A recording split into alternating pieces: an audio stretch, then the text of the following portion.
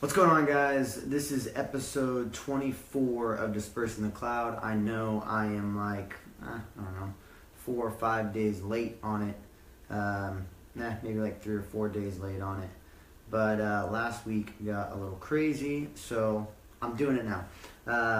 There will be another one on Tuesday, I think is the next scheduled one. Alright, I'm just going to jump into it. So a recap of the week that we missed. I came in from Camp Barnabas. You guys saw the Dispersing the Cloud from Camp Barnabas. And I came in from that, went directly to San Francisco, met up with some of my buddies for, my buddy Nick is getting married for his bachelor party, and we hung out in San Francisco for a couple days. Went directly from San Francisco to Lodi and did my first show for the tour. That went off pretty good. There's some pictures and stuff on I think my Instagram and my Facebook from that. We had some meetings with schools that week. We had our album soft launch. So the soft launch is basically me launching the album. It's on iTunes. The EP's already there, but I want to make sure that everybody who was involved in the Kickstarter gets their album before I do a big album party and a big launch and all the above. I want to take care of the people who took care of me. So it is available on iTunes. So for the very few people who do follow the book review and watch this, you're more than welcome to grab it on iTunes. If you're a Kickstarter backer already, there should be an email from me to you from Kickstarter explaining how to get your free album. So if you're a Kickstarter backer, go ahead and check that out. If not, you can check the album out on iTunes.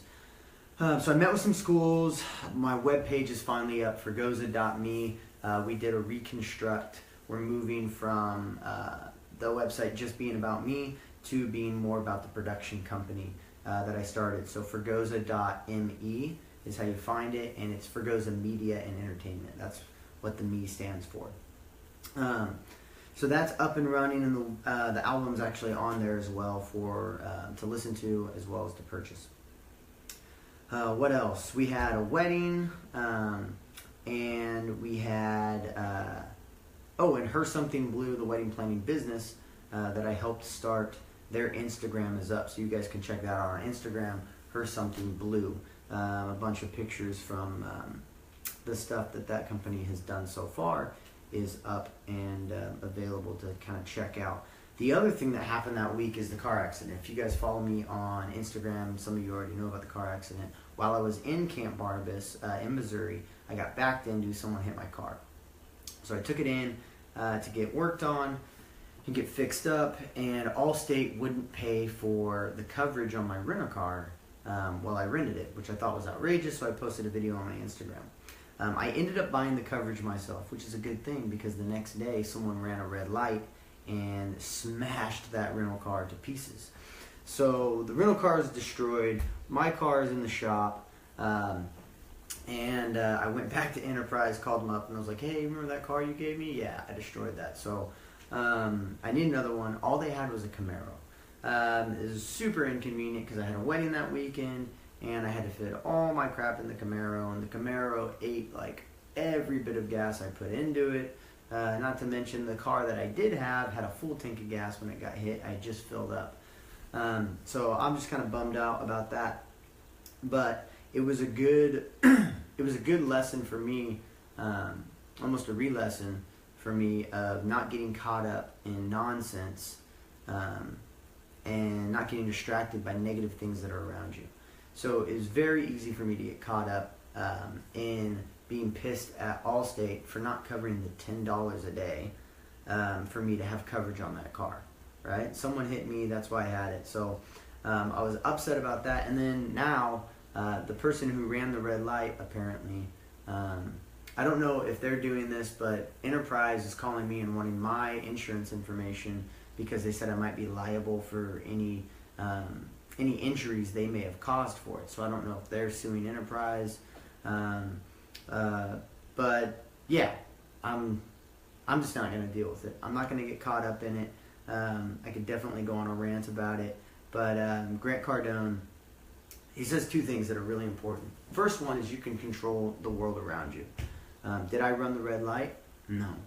but I've never hit another vehicle, is because usually I'm just all over the road as far as alertness. I should have seen that guy. I should have been so alert, right? I should have been so alert that no one running a red light could get me, right? And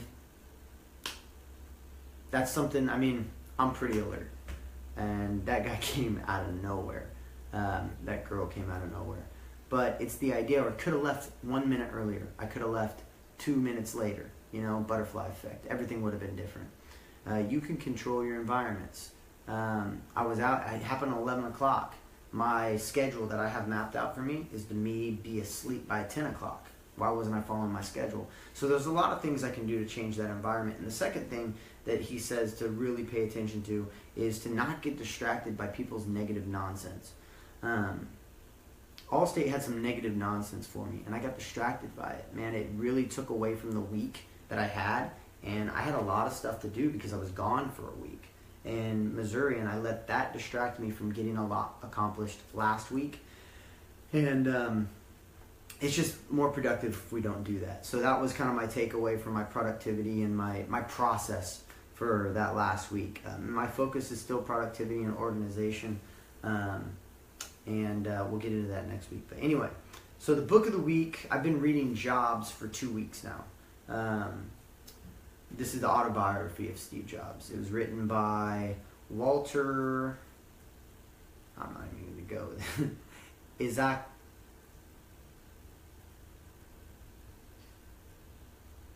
I must have spelled that wrong. That can't be right. Isaacson. Son. Isaacson? Maybe? Sorry, guys. I should have taken the time to look it up, but again, I'm late on this one, so I'm running through it as fast as I can.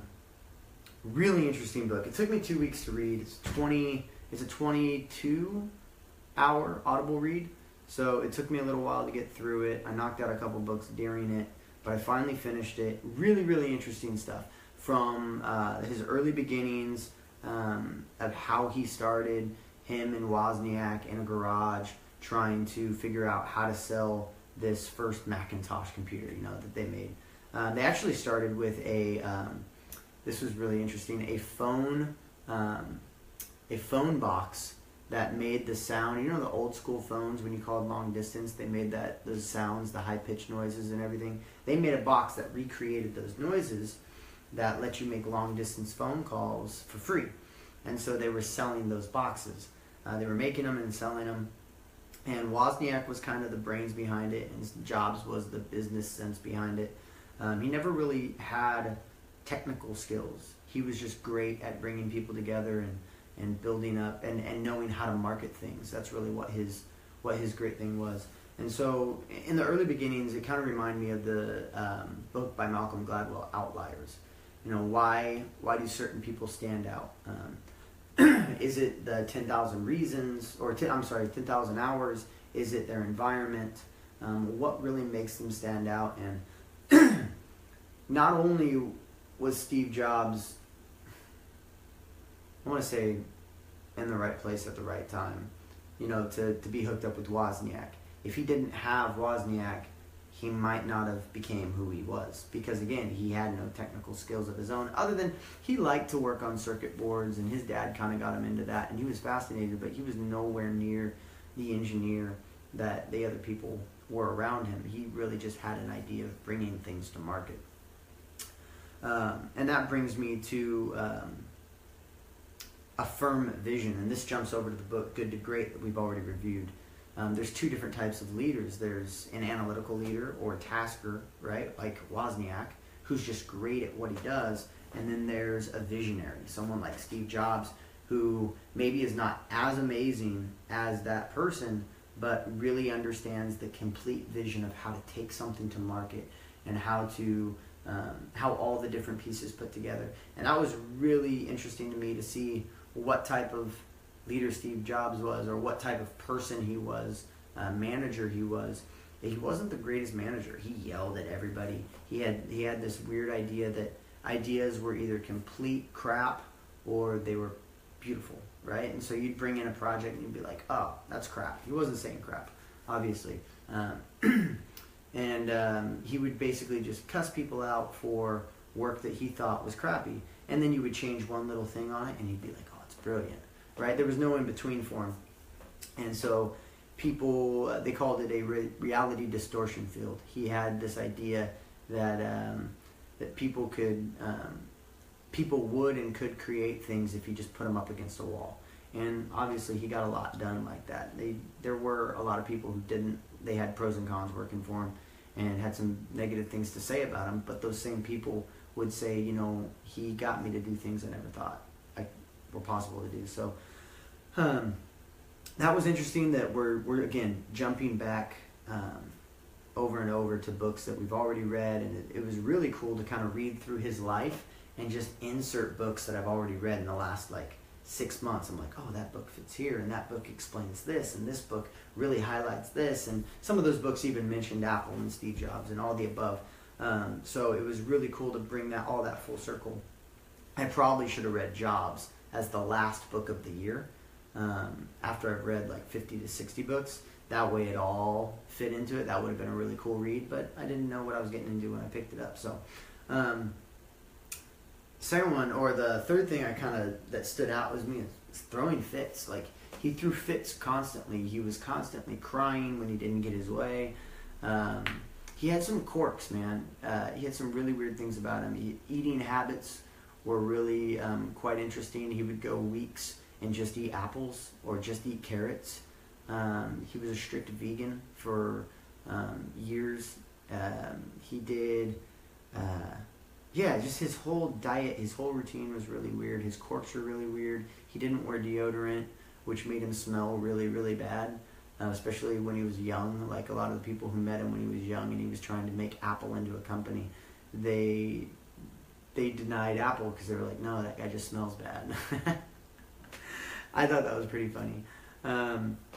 And so so his quirks kind of led into this spiritual journey that he took, I think in his 30s, out to India, and his kind of struggle with God. He struggled with religion and God at a very early age.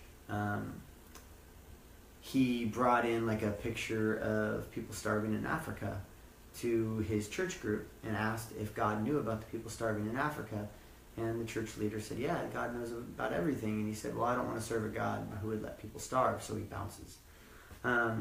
Ironically, that kid bounces because God were letting people starve, and the dude charges $600 for an iPhone. I find that pretty hilarious.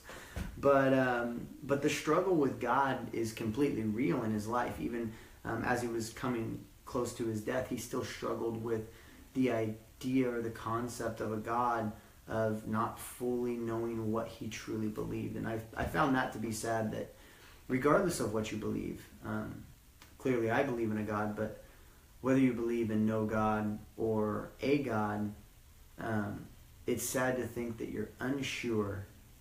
At the age of 50, you haven't taken the time to really decide in your head what you truly believe.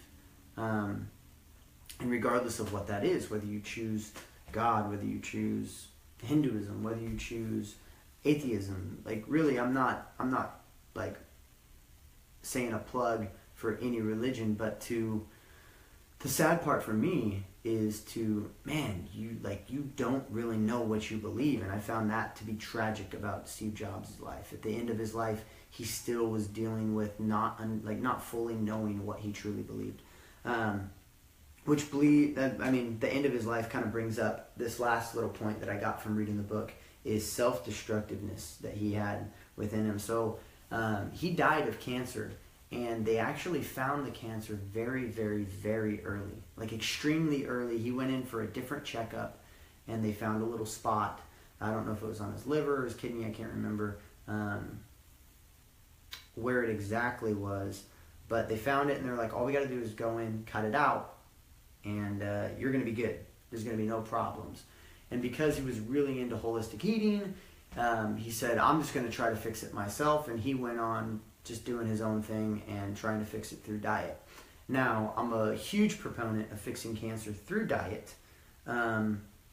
when it has reached the stage that doctors have told you to go home and die, there's been some amazing studies. You should watch the documentary Forks Over Knives. Is about people who were told to go home and die, and they cured their cancer. So that's pretty amazing. But anyway, they found it super early. They were going to cut it out of him, and he said no. He tried to do it himself. 9-10 months later, he went back in to get it cut out, and there was cancer all over his body. So he did it to himself, and he ended up slowly dying over years and years and years fighting cancer. He eventually ended up doing chemo, which sucks because you're like, dude, if you would have just done the surgery and the chemo to begin with, you'd probably be cancer-free and still making wicked sick iPods for us. I guess you wouldn't be making iPods, you'd be making iPhones, but you know what I mean.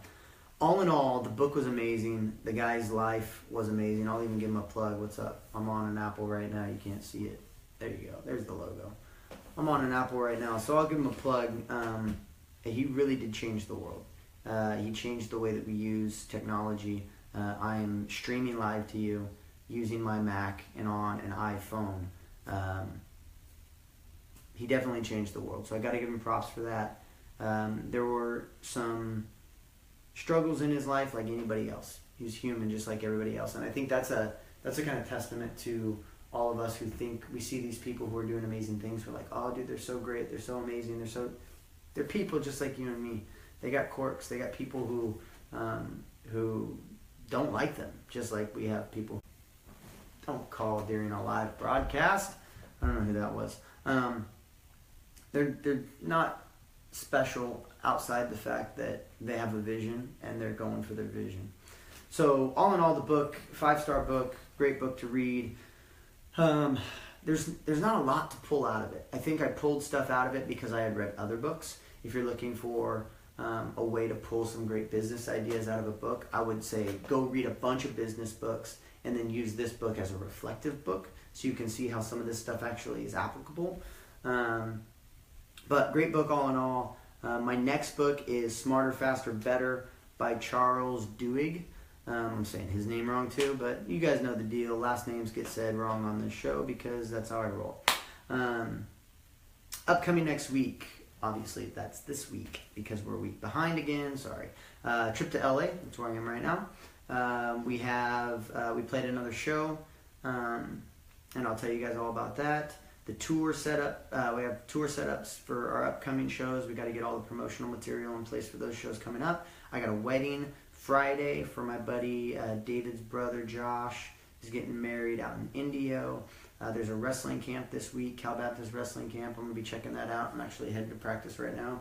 I'm going to head over there and beat up some little kids because I don't like little kids. I'm kidding. Word of inspiration. This is pretty awesome. Before I give you guys this, I'm going to tell you, again, website's back up. Follow me on Instagram. If you want to follow these book reads, follow my Twitter because I tweet every good little note, and I tweet. That's what I use my Twitter for. I don't really use it for much else, but I use it to do these book reviews. And then after the week's over, I go on my Twitter and I look down, and that's basically how I take notes throughout the week. Sometimes I'll even write something crazy and then put hashtag just my notes.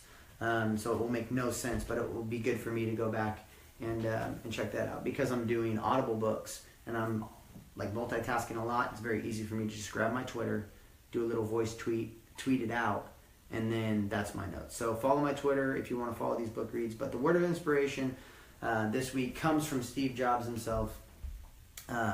People who are crazy enough to think they can change the world are the ones that do. So again, these people aren't special. They're not amazing. They're just nuts. They're just crazy. They think they can actually change the world, and they end up doing it. Shout out to Steve Jobs. Thanks, brother, for hooking us up with wicked sick iPods. And the other interesting thing before I leave is there was another book I was reading. I think it was Good to Great, talking about how when CEOs who are amazing leave companies, that those companies sometimes falter because really it was the CEO who was driving. So it's going to be interesting. It's already been interesting since he's passed to see what Apple does. But I'm interested to see what the future holds for Apple because statistically speaking, unless they get another CEO with the same type of vision, it's going to be tough for them to stay where they're at. So anyway, I will see you guys next week, which is this Friday. I'll see you guys this Friday. I'll try to do a post before that wedding. That's my goal. I'll talk to you guys soon.